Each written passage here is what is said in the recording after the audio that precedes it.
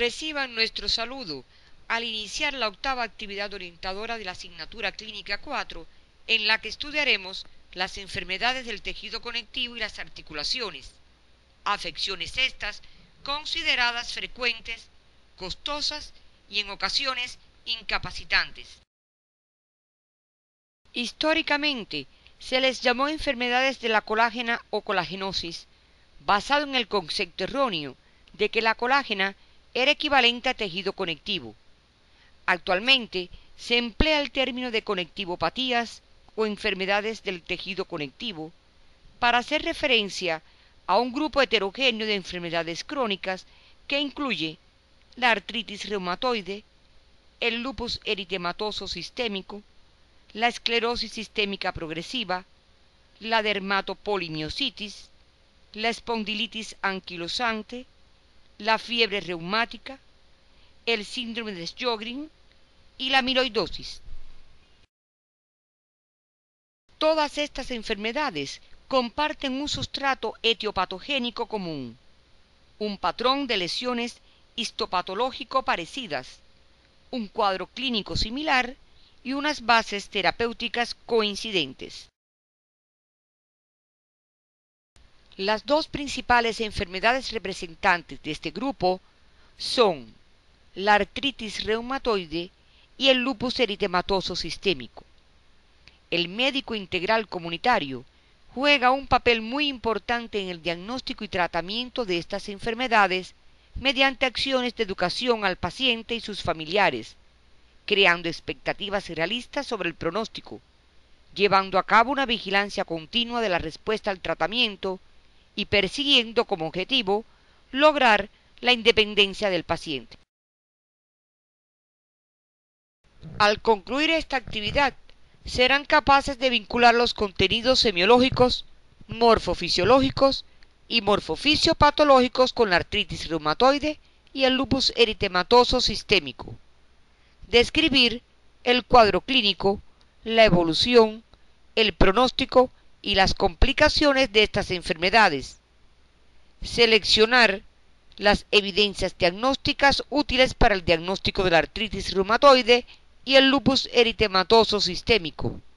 Seleccionar la conducta terapéutica correcta en los pacientes portadores de estas entidades.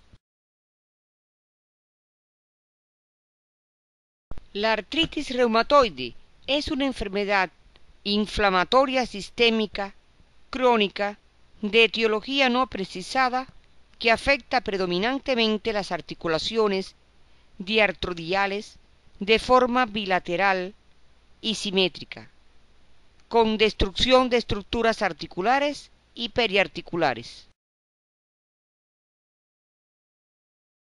Esta enfermedad afecta a todas las razas, con una prevalencia aproximada de 8 casos por 1000 habitantes, en predominio del sexo femenino, en una proporción 3 veces mayor, y una presentación habitual entre los 30 y los 60 años de edad. En relación con su etiopatogenia, aún se desconoce la causa de la artritis reumatoide, a pesar de la intensa investigación realizada durante decenios. En la actualidad, los estudios dirigidos hacia el conocimiento de la etiología se centran en la confirmación de factores genéticos del huésped, factores autoinmunitarios y los factores infecciosos desencadenantes. Los factores genéticos se sustentan en la demostración de que la enfermedad se agrupa en familias, es más concordante en gemelos monocigotos y el 70% de los pacientes tienen el antígeno HLA-DR4. En relación con los factores infecciosos, se ha postulado la participación del virus Epstein-Barr, de estafilococos, micoplasmas, clostridios, disteroides, como indicadores de la enfermedad, pero esto no ha sido demostrado. Los factores autoinmunitarios consisten en la participación de mecanismos celulares y humorales en la sinovia de pacientes con artritis reumatoidea. Los elementos celulares interactuantes producen citoquinas que favorecen la inflamación y proliferación sinovial, así como la destrucción del cartílago y el hueso. Entre las citoquinas que desempeñan funciones importantes están la interleuquina 1, el factor de necrosis tumoral y el factor estimulante de colonias de granulocitos macrófagos. Los mecanismos humorales consisten en la producción local de factor reumatoideo dentro de la sinovia y en la activación y consumo del complemento a través de la vía clásica. El factor reumatoide más frecuente es una IgM que se une con la IgG por su porción Fc. Las secuelas de la activación del complemento incluyen aumento de la permeabilidad vascular y de la fagocitosis, proliferación de las células sinoviales y producción de proteinasas que disuelven macromoléculas del cartílago articular y el hueso subcondral. Desde el punto de vista anatomopatológico, la principal característica de la artritis reumatoide es la proliferación y excrescencia de la membrana sinovial con erosión del cartílago articular y el hueso subcondral. El tejido inflamatorio proliferante se llama pannus. Este puede originar la destrucción de las estructuras intra y extraarticulares, deformaciones y disfunción de la articulación. Las manifestaciones clínicas de la artritis reumatoide se agrupan en articulares y extraarticulares, y las formas más frecuentes de su presentación son la forma insidiosa durante varias semanas, la forma brusca relacionada con una situación de tensión y forma de ataque articular acompañado de síntomas generales que pueden llevar a la postración y a la caquexia. Las articulaciones afectadas con mayor frecuencia son las metacarpofalángicas y las interfalángicas proximales. Le siguen en orden la muñeca, el codo, la rodilla, el tobillo y el hombro.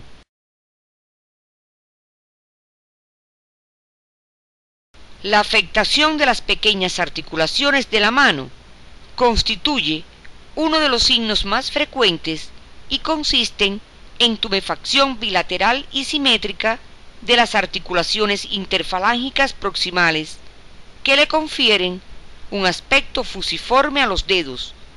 También es muy característica la rigidez matinal de más de una hora de duración.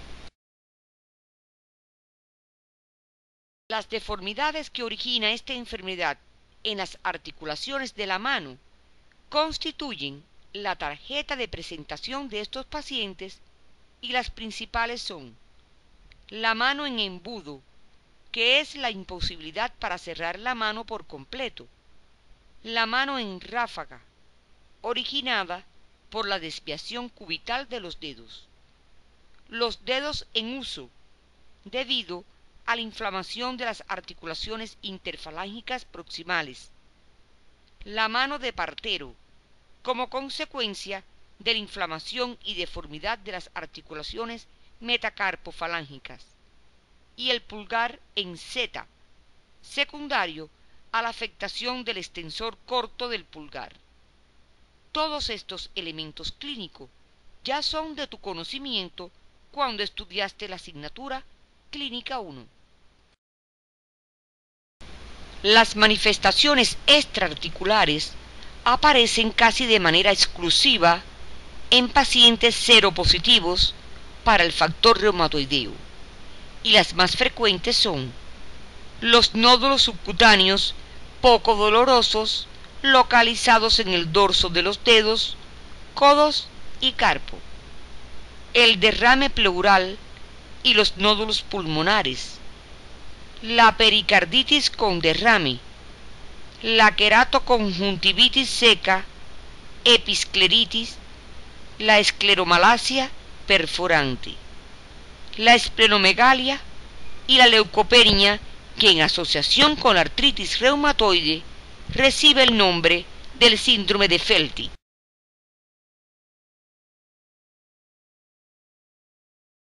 Entre las evidencias analíticas de mayor utilidad diagnóstica tenemos el hemograma, que muestra anemia normocítica hipocrómica, propia de las enfermedades inflamatorias crónicas, la velocidad de sedimentación globular, que se encuentra acelerada durante los brotes y constituye un índice de actividad reumatoidea, y la proteína C reactiva y la ceruloplasmina, que también se elevan durante los periodos de actividad.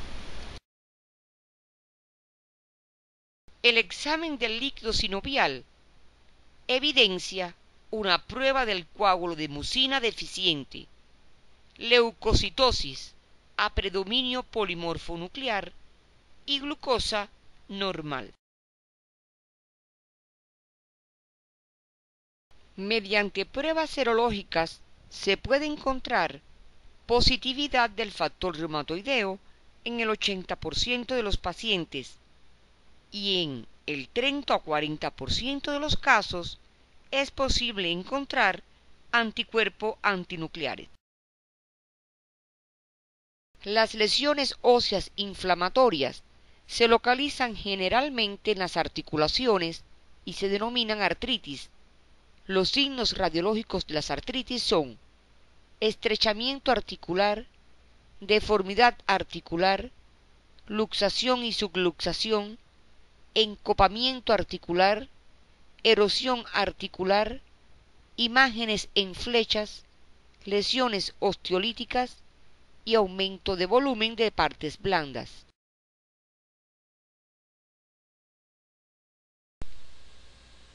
En esta enfermedad es importante estudiar ambas manos, donde se aprecian lesiones articulares bilaterales. La indicación radiológica del sorbellóceo permite identificar lesiones bilaterales en otras articulaciones. Aprecia las alteraciones señalizadas en estas radiografías, donde aparece luxación de la articulación metacarpofalángica del primer dedo, imagen en encopamiento, signos de erosión, disminución del espacio interarticular. Debes visitar la galería de imágenes para revisar estos signos. El diagnóstico de la artritis reumatoide se sustenta en los criterios propuestos por el Colegio Americano de Reumatología. Estos consisten en presencia de rigidez matinal de más de 1 hora, artritis en 3 o más áreas articulares, signos de artritis de la muñeca, metacarpofalángica o interfalángica proximal, artritis simétrica, presencia de nódulos reumatoideos, factor reumatoideo positivo y cambios radiológicos que incluyen erosión o descalcificación ósea. Para el diagnóstico se requieren 4 criterios. Cualquiera de los 4 primeros debe estar presente por más de 6 semanas. Las enfermedades que con más frecuencia originan dudas diagnósticas en relación a la artritis reumatoide y con las que debes realizar el diagnóstico diferencial son la osteoartritis degenerativa, la fiebre reumática, el lupus eritematoso sistémico, la esclerodermia y la sarcoidosis, entre otras. Al tratar un paciente portador de artritis reumatoide, el médico debe perseguir los siguientes objetivos: aliviar el dolor, disminuir la inflamación, conservar la función articular, reducir los efectos indeseables de los medicamentos y mantener un estilo de vida lo más normal posible. Entre las medidas del tratamiento de las que se dispone en la actualidad están las medidas generales, el tratamiento medicamentoso, la terapia física y rehabilitatoria y la cirugía. Las principales medidas generales y que más beneficios reportan al paciente son el reposo durante los brotes de agudización y una dieta equilibrada y rica en vitaminas y minerales. El tratamiento medicamentoso se basa en el empleo de salicilatos y de otros AINES, entre los que están la indometacina, el naproxeno, el ibuprofeno, el piroxicam y el diclofenaco. También se emplean medicamentos antirreumáticos que modifican la enfermedad, como son las sales de oro, la D-penicilamina, el metrotexate, la azatioprina y los esteroides. La indicación de estos medicamentos por parte del médico integral comunitario debe hacerse en colaboración con el especialista. Para profundizar en tus conocimientos sobre el tratamiento de esta enfermedad, debes revisar tu libro de texto. El tratamiento rehabilitador es otra opción terapéutica de reconocido beneficio en pacientes con artritis reumatoide, que puede ser indicada por el médico integral comunitario en coordinación con el especialista en medicina física y rehabilitación. El mismo estará encaminado a preservar la fuerza muscular, garantizar un grado máximo de movilidad en las articulaciones, protección de las articulaciones afectadas. Para ello, se diseñará un programa de ejercicios que debe ser guiado por el fisiatra. El lupus eritematoso sistémico es una enfermedad crónica de etiología desconocida que produce manifestaciones clínicas variables, con extensas alteraciones cutáneas y viscerales, ocasionadas por lesiones del tejido conectivo en el sistema vascular, la dermis, las serosas, los riñones y las articulaciones. Esta enfermedad se presenta a cualquier edad, pero se inicia principalmente entre los 16 y 55 años y es más frecuente en el sexo femenino con una proporción de 8 a 1. Desde el punto de vista etiopatogénico, se sabe que factores genéticos, inmunológicos, ambientales y hormonales originan una regulación deficiente del sistema inmunitario, con producción de autoanticuerpos y formación de inmunocomplejos circulantes. Esta anormalidad en la regulación inmunitaria consiste en la pérdida de la tolerancia a lo propio, es decir, los pacientes con lupus eritematoso sistémico no son totalmente tolerantes a todos sus antígenos y en consecuencia desarrollan una respuesta inmunitaria contra ellos. De esta manera se desarrolla el perfil inmunológico característico de la enfermedad, que consiste en la producción de concentraciones altas de anticuerpos antinucleares y de anticuerpos contra antígenos de la superficie celular. Las manifestaciones clínicas del lupus eritematoso sistémico tienen un comienzo y una evolución muy variable. Los síntomas iniciales son inespecíficos y todos los sistemas del cuerpo expresan alguna sintomatología. Los síntomas generales consisten en fiebre intermitente, fatigabilidad y pérdida de peso. La lesión cutánea mucosa más característica es el eritema en alas de mariposa, que asienta en las mejillas y el dorso de la nariz, y se exacerba con la exposición al sol. También son frecuentes las úlceras bucales y la alopecia. Las manifestaciones osteomioarticulares son las más frecuentes y consisten en artritis con artralgia, tenosinovitis y la presencia de quistes de Baker en el hueco popliteo.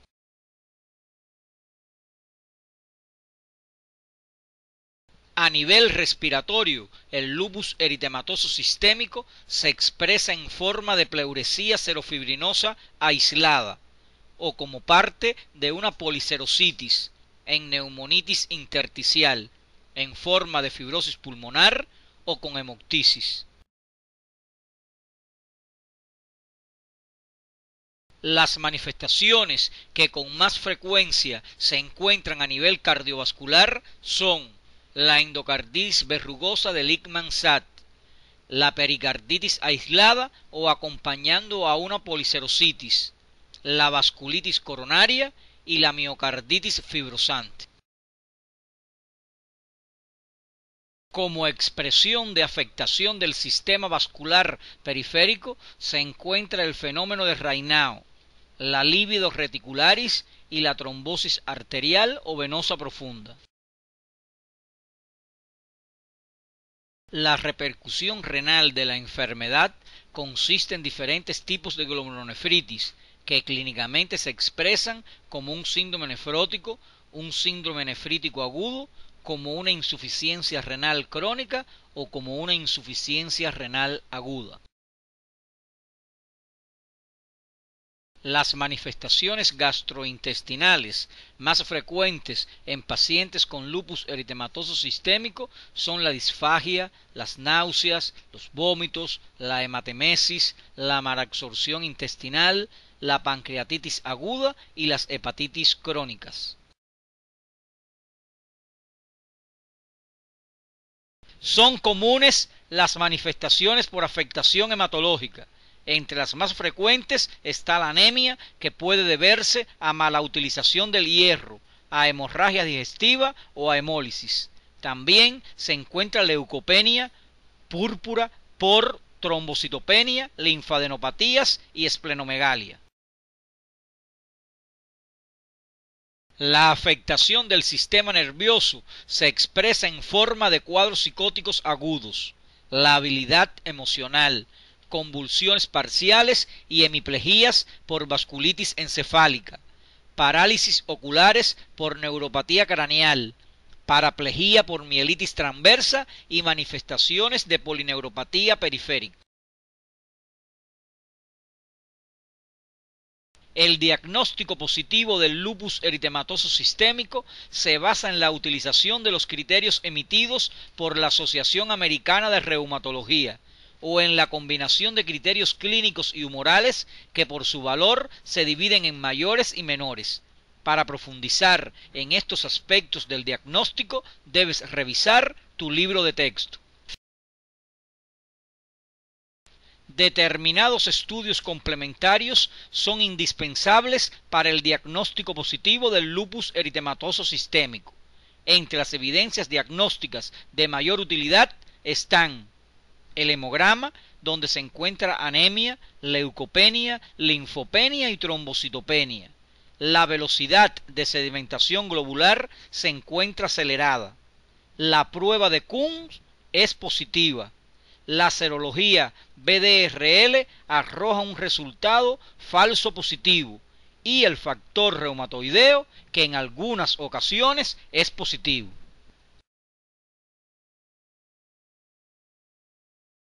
Otros estudios de utilidad son las células LE, los anticuerpos antinucleares anti-DNA y anti-SM, la dosificación de complemento sérico, que se encuentra disminuido por consumo de los componentes C3, C4 y CH50, y la biopsia de piel, en la que se observan los cambios histológicos propios de la lesión cutánea en esta enfermedad.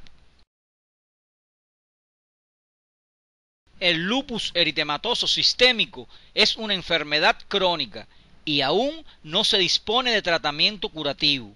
aunque su pronóstico ha mejorado con las nuevas medidas terapéuticas con las que se obtienen supervivencias de 70% a los 20 años. Su evolución se caracteriza por periodos de remisión y de exacerbación. Los síntomas y signos que sugieren actividad de la enfermedad son la fiebre, la fatiga, la pérdida de peso, la artritis, el edema, la pérdida de cabello, la oliguria, el exantema, las úlceras orales y las menstruaciones anormales fundamentalmente. También denotan actividad de la enfermedad la anemia, la trombocitopenia, la velocidad de sedimentación globular acelerada, la presencia de hematuria y proteinuria, la hiperazoemia y la disminución de los factores del complemento C3, C4 y CH50. Al orientar el tratamiento a un paciente con lupus eritematoso sistémico, el médico integral comunitario debe tener en cuenta los siguientes aspectos. El tratamiento debe ser individualizado a cada paciente. Considerar en cada paciente el potencial de riesgo y beneficios del tratamiento. Y tener presente que el objetivo del tratamiento es mantener la función de los órganos y evitar su lesión permanente. Es indispensable el apoyo emocional que el médico integral comunitario debe brindar, el cual debe estar dirigido a transmitir a los pacientes que el lupus eritematoso sistémico es una enfermedad leve en la mayoría de los casos, enfatizar en que la enfermedad rara vez pone en peligro la vida e informar que por lo general se puede prevenir la afección grave de órganos. Entre las medidas generales que más beneficios reportan están evitar el uso de medicamentos que exacerban la enfermedad como las sulfas, las penicilinas y los contraceptivos hormonales. Realizar ejercicios ligeros por su beneficio demostrado en el alivio de la fatiga que produce la enfermedad. Evitar la exposición a la luz solar y la inmunización con vacunas contra la influenza y el neumococo. Antes de iniciar el tratamiento medicamentoso, se debe precisar cuál es el órgano afectado y en qué grado lo está.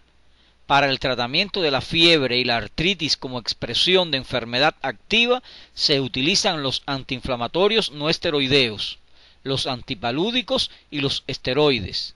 El tratamiento para las serositis se basa en el empleo de indometacina o esteroides por vía oral.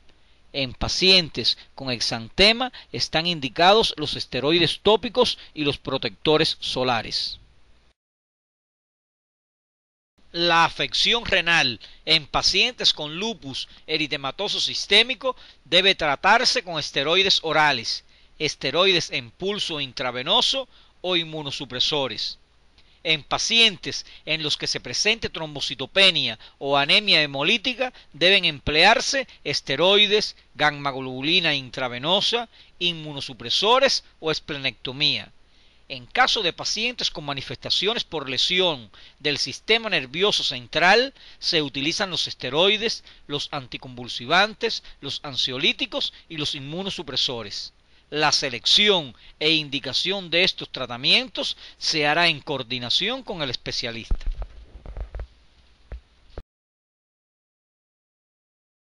En relación con el pronóstico de la enfermedad, en los últimos años este ha mejorado sustancialmente, obteniéndose una supervivencia del 90% a los 10 años.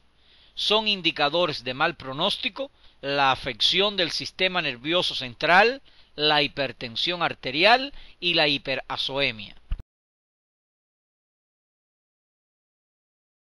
Al finalizar la actividad orientadora de hoy, llegamos a las siguientes conclusiones.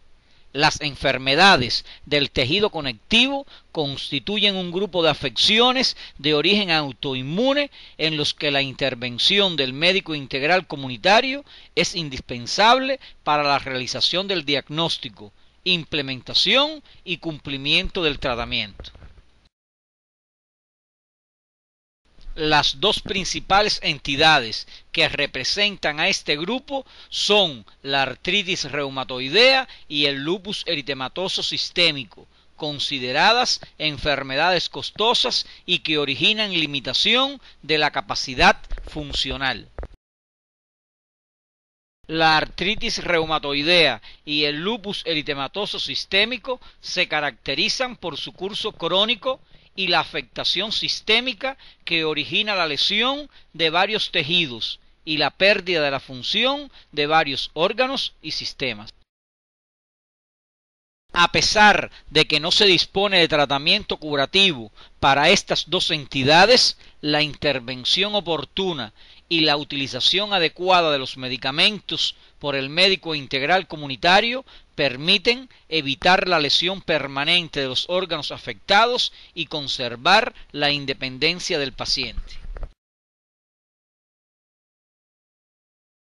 En la próxima actividad orientadora abordaremos el estudio de las intoxicaciones agudas, estados de elevada morbilidad en los servicios de urgencia y en la comunidad, que ponen en peligro la vida del paciente y en las cuales la intervención del médico integral comunitario en el diagnóstico rápido y tratamiento oportuno son de gran importancia.